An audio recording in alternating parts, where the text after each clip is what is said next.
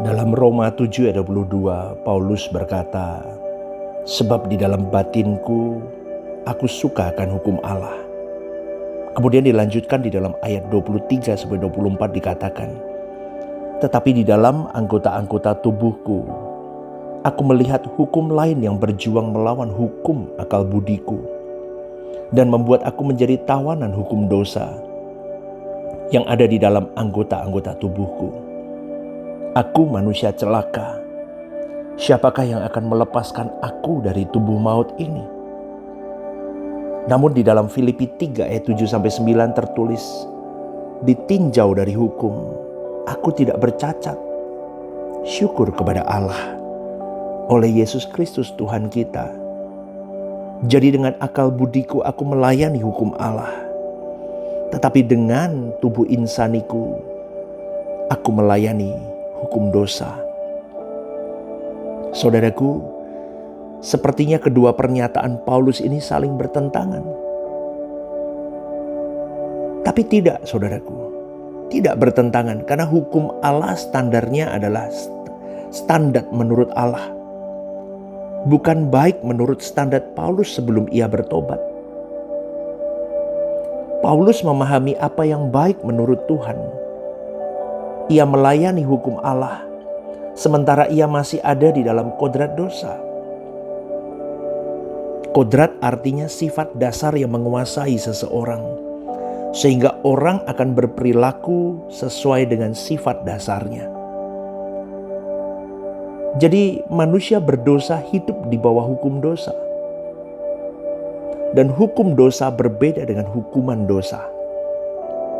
Manusia yang telah kehilangan kemuliaan Allah berkeadaan tidak akan pernah bisa tepat melakukan segala sesuatu sesuai dengan kehendak Allah. Itu yang dimaksud dengan hukum dosa atau kodrat dosa. Jadi jangan berpikir manusia menjadi bejat seperti binatang. Tidak, saudaraku. Manusia masih baik, bisa baik secara hukum, walaupun tentu tidak sempurna. Allah yang bijak kalau ada kegagalan melakukan hukum, ada binatang yang dikorbankan. Maka Paulus mengatakan, "Aku tidak bercacat." Bukan berarti Paulus tidak pernah salah. Kalau salah, dia bisa menyelesaikannya dengan darah domba.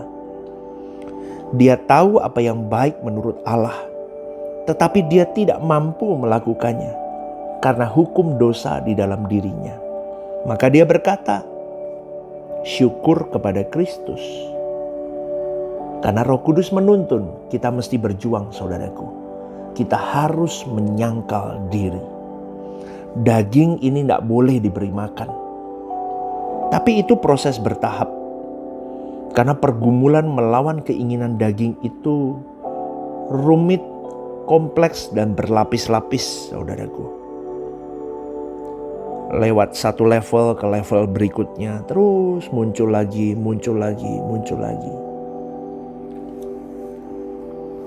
Kita sabar sama orang, tidak emosi. Nanti ketemu orang yang buat emosi lagi. Maka mesti ada peristiwa hidup supaya kita bisa mengenali terus diri kita. Contoh, "Tuhan, aku mau lebih sabar. Karena aku tahu aku gak bisa mengatur anger manajemenku dengan baik." Nah, itu akan ditemukan dengan orang-orang yang menjengkelin. Beres satu, dah ada lagi. Beres dua, ada lagi terus. Tapi memang peristiwa-peristiwa itu dipertemukan dengan orang-orang yang menjengkelkan itu. Itu supaya kita terus mengenali diri kita dan kualitas kita. Semakin mature gak nih? Semakin dewasa gak nih? Ibarat kalau kita berenang, awalnya di kolam renang, lalu kita berada di sungai. Sungai yang bergelombang, sampai akhirnya kita berada di laut yang besar, gelombangnya besar. Kita bisa menyelam. Itu tujuannya kita menilai diri kita, seberapa kita mampu. Naik kelas gak? Atau tambah parah kita? Ya enggak? Kita bisa tahu di situ, saudaraku. Jadi kita harus mulai berjuang. Kita harus punya haus dan lapar akan kebenaran. supaya Tuhan membuka mata kita untuk melihat dan memuaskan diri kita. Kita tahu bahwa aku butuh Tuhan aja sebetulnya dalam hidup ini. Jadi aku hanya mau disempurnakan oleh Tuhan dengan berbagai hal-hal dalam hidup ini. Alami aja. Ya, jangan minta Tuhan secara tiba-tiba merubah kita yang karakter buruk jadi baik. Gak bisa, saudaraku. Tuhan mengubah kita melalui peristiwa. Jadi gak bisa dengan doa puasa tiba-tiba Anda langsung jadi berubah jadi malaikat, jadi baik. Gak bisa. Dari karakter buruk kita berubah jadi baik, gak mungkin. Karena dibutuhkan proses untuk kita jadi baik. Maka kita harus mengerti bahwa Tuhan saja yang kita teguk dalam hari-hari hidup.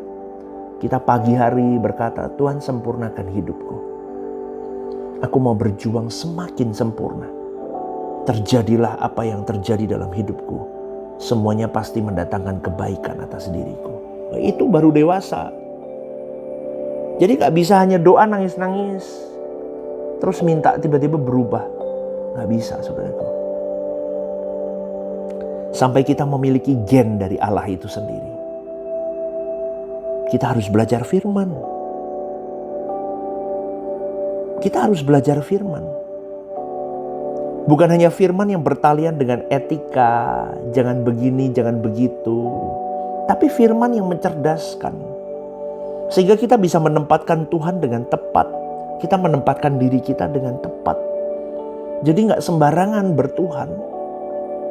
Seringkali orang bertuhan ngawur gitu loh. Ya, maka kita harus belajar dengan tuntunan Roh Kudus. Kita baca firman. Kita minta kebenaran yang sejati itu terbuka dalam pikiran kita. Maka setiap peristiwa-peristiwa hidup itu kita bisa tangkap, saudaraku. Karena kita cerdas rohani kita. Sampai kita bisa melihat, mengenali diri kita. Keraslah kepada diri kita sendiri. Jangan kepada orang lain. Amin. Karena Tuhan akan bawa kita kepada situasi-situasi yang sulit, saudaraku. Tapi dalam situasi-situasi yang sulit seakan-akan jalan buntu. Kita bisa mengerti maksud Tuhan di balik situasi itu. Kalau kita tidak belajar kebenaran, kita tidak tahu. Jadi kebenaran firman itu mencerdaskan. Kecerdasan rohani itu bertahap, saudaraku. Dan hebatnya Roh Kudus akan menunjukkan kepada kita kisah-kisah di Alkitab, pernyataan-pernyataan Tuhan. Itu membuat kita bisa menangkap maksud Tuhan ketika menghadapi situasi tertentu. Tuhan tidak bisa mengubah orang tanpa masalah. Tuhan tidak bisa mengubah orang tanpa kejadian, saudaraku. Ada orang yang tidak bisa berjalan, tubuhnya lemah. Namun bukan karena kakinya lemah, melainkan karena dia sendiri tidak mau bergerak. Ototnya tidak mau digerakkan, sampai akhirnya tidak bisa digerakkan. Itu gambaran kerohanian kita. Kita harus bergerak supaya kita bertumbuh. Makanya kalau mau jadi pribadi yang berkualitas, kerohanian kita, spiritual kita di hadapan Tuhan, sukses di hadapan Tuhan, harus ada tantangan, harus ada rintangan, harus ada latihan setiap saatnya. Tuhan mendidik kita lewat kejadian-kejadian, peristiwa-peristiwa. Karena Tuhan membidik hal-hal yang salah yang melekat di dalam daging dan jiwa kita. Dia sedang mau remove itu semua. Tuhan tidak mengadakan sulapan dengan mencabut itu, salah-salah kita itu. Hal-hal yang salah yang melekat, nggak bisa. Tetapi Tuhan memberi proses yang membuka kodrat-kodrat dosa kita. Akhirnya kita mengenal Dia. Kita mengenal diri kita, kita men-scanning diri kita. Ternyata masih ada ini, itu yang salah. Maka di situ Tuhan ajarkan, nak yang betul begini, nak jangan begitu. Maka karakter Tuhan itu kita pelajari, kita hidupi, kita berjuang hidupi. Sampai lama-lama gen Allah itu sendiri ada dalam hidup kita. Kita punya gen Allah. Amin, saudaraku. Kalau ini proses ini berlangsung terus loh, itu merubah kodrat kita. Terus akan membentuk, menguasai, menentukan sikap hidup kita. Nggak berani sembarangan berceloteh, ngomong, bertindak, berpikir, nggak berani, saudaraku. Akhirnya kita bukan tidak berbuat salah lagi, melainkan tidak bisa berbuat salah. Bukan tidak membenci, melainkan tidak bisa membenci. Nanti orang menyakiti Anda tidak bisa benci orang itu. Betul, saudaraku. Betul. Dulu ya, saya orang yang sangat, kalau disakiti saya bisa habisi orang itu. Dengan berbagai cara saya bisa rekayasa itu. Tapi hari ini saya berjuang terus. Sampai di satu titik, benar ya, aku gak bisa benci sama orang yang menyakitiku. Betul, saudaraku. Betul. Memang itu berat sampai di titik itu. Tapi bisa kok. Bisa. Andalkan Roh Kudus. Kalau menggunakan kekuatan kita nggak mungkin, saudaraku. Daging kita berperan besar. Tapi kalau Roh Kudus ada, kebenaran firman itu terus menyirami kita. Terus kita menjejali jiwa, pikiran, perasaan, kehendak. Nurani kita dengan hal-hal yang benar itu sendiri, yaitu kebenaran Tuhan. Maka mungkin terjadi dan sangat bisa terjadi. Maka Paulus mengatakan, hidupku bukan aku lagi, tapi Kristus yang hidup di dalam aku. Berarti manusia model begini sudah berkodrat ilahi. Amin, saudaraku.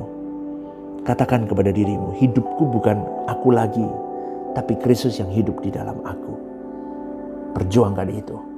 Selamat pagi, Tuhan memberkati.